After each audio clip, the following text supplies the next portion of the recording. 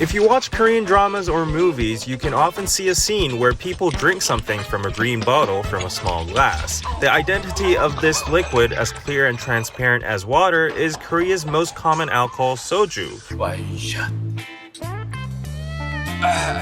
On February 25th, a premium soju brand called 𝙩𝙤𝙧𝙩𝙮 was officially launched in Korea. However, the fact that the person who planned and prepared this drink was the famous singer Jaebum Park created a bigger topic. Many hip-hop artists close to him attended the pop-up store opening event that day, which resulted in a crazy lineup. Jaebum Park is one of the figures that are at the center of the K-hip-hop scene. But did you know that this now successful businessman was originally from an idol group? To revisit this intriguing story where K-pop, hip-hop, and alcohol all coexist, let's first go back to 2008 when Jaebum Park first appeared on stage to the public. The idol group that made JYP Entertainment leap forward as a major agency is the Wonder Girls. The team that has solidified its status is 2PM. Just like what the name of the group means, we do music that is pleasant to listen to at 2 p.m., the hottest time of the day. I'm sweating like a cinnamon church. Their stage was always full of enthusiasm. In particular, the debut song 10 out of 10 in 2008 raised the level of K-pop performance by applying acrobatics, which was very unfamiliar at that time, even now. Of course, brilliant dance techniques were not the only secret to their success. 2PM made a name for themselves even before their debut through the JYP rookie development project Hot Blooded Boys that aired on Mnet. As trainees, they built a friendly image by showing their natural everyday life rather than a fancy appearance. Even after they started their activities in earnest, they appeared on various TV programs and emerged as a TV-friendly group. And the leader of this group was Jaebum Park, and his existence was crucial to the team back then. Jaebum Park is a Korean American with American citizenship, although he may be mistaken for a Korean because he is active under the Korean name Jaebum or Park Jaebum. When Jaebum appeared on variety shows, he showed a free-spirited way of thinking and spoke openly. 수고하셨습니다 분명히 했고요. As the eldest hyung of the group, who pleasantly messed around, he gave a fresh shock to the Korean society, which was relatively conservative and valued manners a lot. Jaebum established himself as a likable character from the start though. In particular, on one TV show, an old woman misunderstood the word leader because she was not used to the English expression and went on calling Jaebum 𝙩𝙩𝙩𝙮 for some reason. And this was hilarious to the public and soon became Jaebum's official nickname, as the team seemed to like it too, as it somehow represented his funny personality.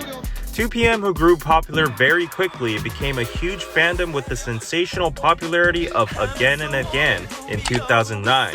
Although they achieved rapid growth in a short period of time, enough to take first place on music shows, in September 2009, a problem broke out in an unexpected place. In the past, Jaebum had told a friend about his difficulties living abroad through MySpace shortly after he came to Korea, and a netizen who saw this message spread it with mistranslations, causing the so-called Jaebum incident. So here's part of what he supposedly wrote, and among those sentences, the expressions "Korea is gay" and "I hate Koreans," "Korea is whack but everybody thinks I'm the illest rapper when I suck nuts at rapping" became the biggest focus, triggering many of Korea. The writing back then sounded radical to Korean fans, but considering the circumstances before and after the writing and the environment in which Jaebum Park lived, this was nothing more than a complaint by a young foreign trainee who was having a hard time accepting cultural differences. And he just sounds like a young kid having fun. He's saying, you know, I hate this, I hate this, I hate Korea. He doesn't hate Korea. Later, there was defense that Jaebum had expressed Korea as his motherland several times and also posted things with the content of Jaebum wanting to live in Korea as a normal person, not a trainee, and more. However, the witch hunt and the mass production of rumors centered on the malicious mistranslations, and it did not stop. And in the end, Jaebum declared his resignation after 4 days and returned to the United States as if fleeing. It was the moment when the 4 years Jaebum had endured to become an idol went to nothing in just 4 days. Although everything was sudden, Jaebum, who was involved in the incident, kept his calm. Returning to Seattle as a young man, he worked part-time in a mechanic shop and posted cover videos on YouTube, updating fans about his current situation. Nothing on you, baby. Nothing on you, baby. While enjoying a break from the idol life, he announced that he would appear in the movie Hype Nation, Hip-Hop Scammers, which depicts the challenges of b-boys, and then returned to Korea after 9 months to film the movie. On a side note, he didn't actually appear that much in the movie, letting down some of the fans' anticipations. Anyways, Jae Park, who later moved to a new agency and resumed activities, was no longer an idol-type dance singer. Starting with his official solo debut EP, Take a Deeper Look, he followed the path of hip-hop R&B artist he had longed for. Listen up. Jae Park continued to grow musically by releasing songs every year and broadening his experiences and personal connections, leading to the establishment of the hip-hop label AOMG in 2013. The purpose of the label was not to discover rookies, but to help colleagues who were not being able to use their abilities to the fullest.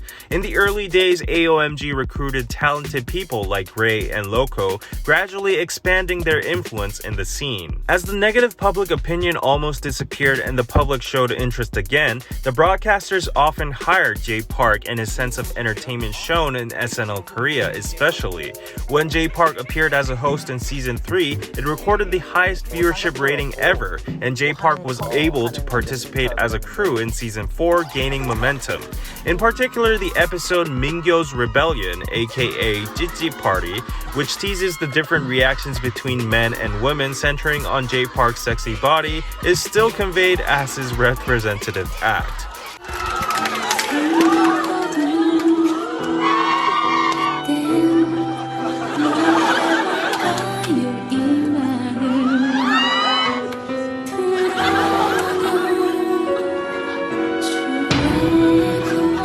There were times when he showed witty acting by utilizing the humorous character of his idol days, but he also took part in work with a serious mind in music programs that are closely related to his main job, such as the hip-hop audition show Show Me the Money, and inspired many rappers. Despite his downfall by the media, he reappeared on the TV screen and eventually proved himself strong. Park, who was reborn as a true entertainer, continued on his path to success. In 2016, his fourth full album, Everything You Wanted, which included his hit song All I Wanna Do, was well received by both the public and critics, and swept major categories of various award ceremonies. Having won both money and fame, he continued his momentum and established another label, Higher Music, aimed at the global market, standing tall as Korea's representative hip-hop CEO. It's not like there weren't any happenings before where Jae Park got to today, like the aforementioned Jae Park controversy or that one crazy time he got randomly slapped by UFC fighter Brian Ortega. But anyways, Jae Park has always been calm and wise, as he has already risen from the adversity once. Don't want to get myself in trouble. He has successfully rebranded himself into a hip-hop artist and CEO, and not to mention the enormous popularity of his live performances of songs like 몸매 and such.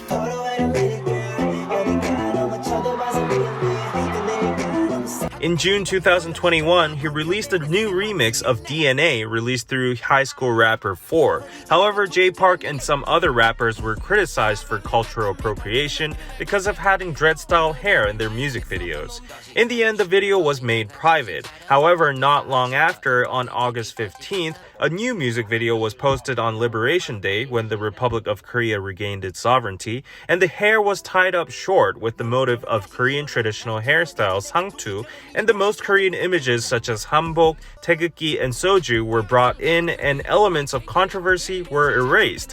While accommodating criticism, he defended his philosophy of life by showing respect for the historic day. Now, speaking of soju again, Jae Park has started a new chapter in his life. I guess his love for Korean teen culture, which includes drinking culture, was so big that he had to pursue a new path related to it. In a recent interview, the question, "Who is the competitor of one Soju?" was asked, and Jay Park's answer to that was remarkable. "I see them as colleagues rather than competitors. Either way, it's good to promote Soju. I think of them as seniors who promote Soju together rather than competitors." From the moment he decided to set up a Soju company, he was dreaming of fostering a new culture, not financial profit, but I guess he got both at the end.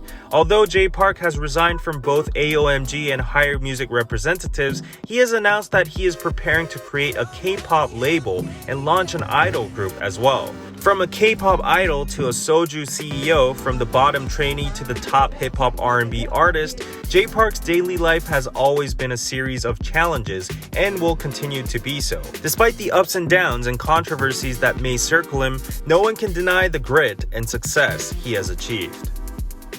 정말 없습니다.